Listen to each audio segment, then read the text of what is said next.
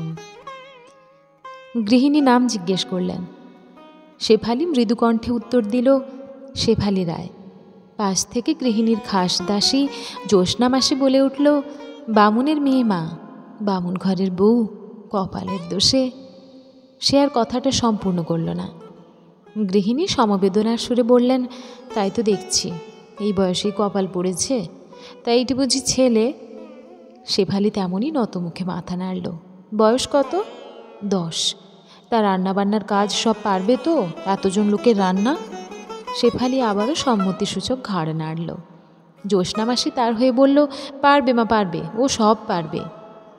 বাবুদের বাড়িতে অতনুর মা শেফালির রাঁধুনির চাকরি হয়ে গেল। বছর ঘুরতে চলল, অতনুর বাবা মারা গেছে। একটা বছর সঞ্চিত অর্থে কোনোক্রমে চলার পর শেষ সম্বলটুকু দিয়ে বাড়ি ভাড়া মিটিয়ে শেফালিকে তার ছেলের হাত ধরে পথে নামতে হয়েছে। চেনা পরিচিত অনেকের কাছেই সে নিজের দুরবস্থা বর্ণনা করে কোনো কাজ থাকলে দেওয়ার কথা বলে রেখেছিল। সেই সূত্রে বাবুদের বাড়ির খাস পরিচারিকা জ্যোৎস্না মাসি তাদের দুঃখ আর অসহায় অবস্থা দেখে গৃহিণীর কাছে সুপারিশ করে তাকে রাঁধুনির কাজটা পাইয়ে দিল। তাদের রান্নার জন্য একজন দরিদ্র ভদ্রঘরের ব্রাহ্মণ বধূর দরকার ছিল। জ্যোৎস্না মাসির এ দয়া শেফালি জীবনে ভুলবে না। ছেলের হাত ধরে সে যখন বাবুদের বাড়ি প্রবেশ করছিল তখন তার পা কাঁপছিল। পারবে তো এদের মন জুগিয়ে চাকরি বজায় রাখতে? তবু তো ছেলেকে নিয়ে মাথা গোঁজার একটা ঠাঁই হলো। শেফালির মনের সঙ্গোপনে একটা ধারণা ছিল যে সে ভালো রাঁধুনি। তার স্বামী সদাশিব প্রায়ই তার হাতের তৈরি অন্নব্যঞ্জনের তারিফে পঞ্চমুখ হতেন। গরিবের ঘর, তবু পার্বণে উৎসবে ভালো পদ রান্না হলে তার ছেলে অতনুর আনন্দের সীমা থাকতো না। মা, তোমার হাতে দুধ পুলি, উফ, এমন স্বাদ আর কারো হাতে নেই বলে অতনু পরিতৃপ্তির সাথে মায়ের বানানো পিঠে খেত। তার মায়ের মুখে ফুটে উঠত গর্বের হাসি।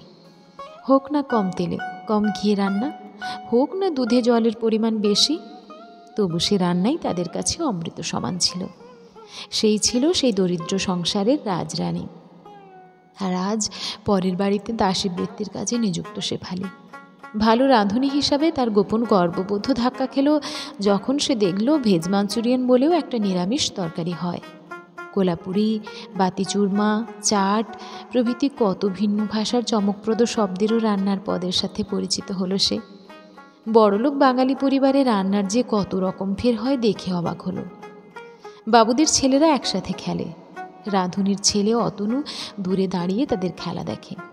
কোনো দিন যদি বাবুদের ছেলেরা তাকে খেলতে ডাকে, সেদিন সে খেলতে যায়, তবে যেচে কোনো দিন যায় না।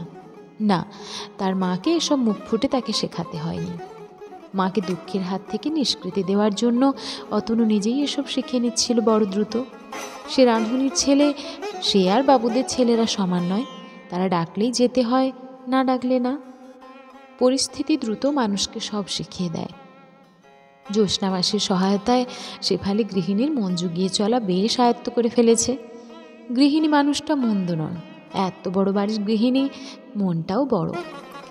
দেখতে দেখতে দুর্গাপুজো এসে গেল। বাবুদের বাড়িতে বড় করে পুজো হয়। সেদিন বিকেলবেলা বাড়ির সকলের জন্য নতুন জামা কাপড় এসেছে। বাড়ির ছোট বড় সবাই মিলে এক জায়গায় হয়ে নিজের নিজের জামা কাপড় হাতে তুলে নিচ্ছে। সকলের মুখেই খুশি আর আনন্দ। বাহ, আমার জামাটা কি সুন্দর হয়েছে রাহুল, দেখ, দারুণ ফিট হবে আমার। রাহুল বলছে, এই প্যাকেটটা দাও না, ওটাই আমার জামা আছে। প্রবল আগ্রহে প্যাকেট খুলে সে জামা বার করছে। শেফালি রান্নাঘরের দরজায় দাঁড়িয়ে এসব দৃশ্য দেখছে। এদেরই বয়সী তার ছেলেটা বৈঠকখানার বাইরে দাঁড়িয়ে দেখছে, মুখটা মলিন। ছেলের শুকনো মুখটা শেফালির মনে গিয়ে সজোরে ধাক্কা মারল।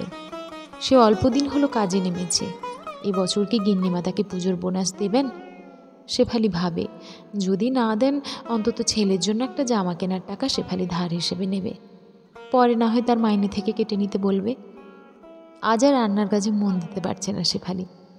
ছেলের মুখটা বারবার তাকে অন্যমনস্ক করছে। মনে পড়ছে স্বামী বেঁচে থাকার দিনগুলি। কত শখ করে সে জামা কিনে আনত ছেলের জন্য। সে জামা গায়ে দিয়ে তার ছেলে যে আনন্দ পেত, তাই বাবুদের ছেলেদের আনন্দের চেয়ে কম নয়।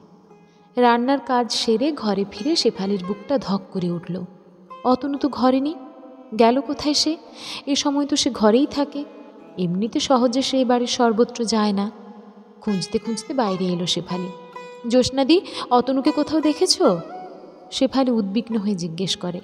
জ্যোৎস্না মাসি বলে, বড়বাবু আজ কলকাতা থেকে এসেছেন, দোতলার বৈঠকখানায় সব ছেলেরা। তিনি সকলের খোঁজ খবর নিচ্ছেন। সেখানে যায়নি তো?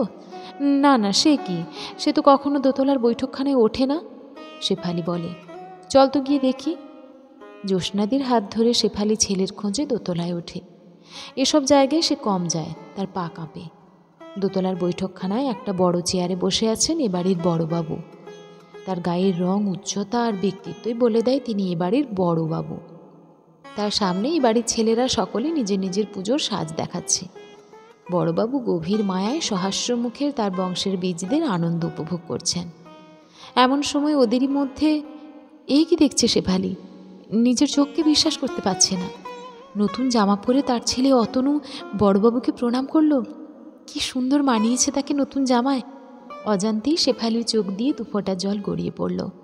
কাঁধের ওপর কারো হাতের স্পর্শে যখন সে ফিরে দাঁড়ালো, তখনও তার বিভোল ভাব কাটেনি। চোখের জল মোছার কথা তার মনেও পড়ল না। গৃহিণী সেই জল দেখে বললেন, ছি, চোখে জল কেন? আজ আনন্দের দিন, দেখো দেখি তোমার জন্য কেমন কাপড় এসেছে। হোক বিধবা, অল্প বয়স, এইটুকু রং তোমাকে বেশ মানাবে, বলে তার হাতে একটা হালকা নীল রঙের বুটিদার শাড়ি গৃহিণী তুলে দিলেন। শেফালি চোখের জল মুছে গৃহিণীর পাদস্পর্শ করতে যাচ্ছিল। তিনি বললেন, থাক থাক, প্রণাম করো না, অমনিই আমি আশীর্বাদ করছি। তোমার ছেলে মানুষ হোক, তোমার সব দুঃখ ঘোচাক। জ্যোৎস্নার কাছে শুনেছি সে নাকি ক্লাস 4 অবধি পড়েছে। বড়বাবু অনুমতি দিয়েছেন সামনের বছর হাই স্কুলে ওকে ভর্তি করে দিতে। পড়াশোনা শিখুক, নাহলে মার দুঃখ ঘোচাবে কি করে? না, এবার আর গৃহিণী শেফালিকে ঠেকাতে পারলেন না। সে তার মা দুর্গার পায়ের মতো আরক্ত আলতা পরা পা দুটির ওপর নিজের মুখ গুঁজে দিল। তার চোখের জলে ভিজে গেল গৃহিণীর পায়ের পাতা।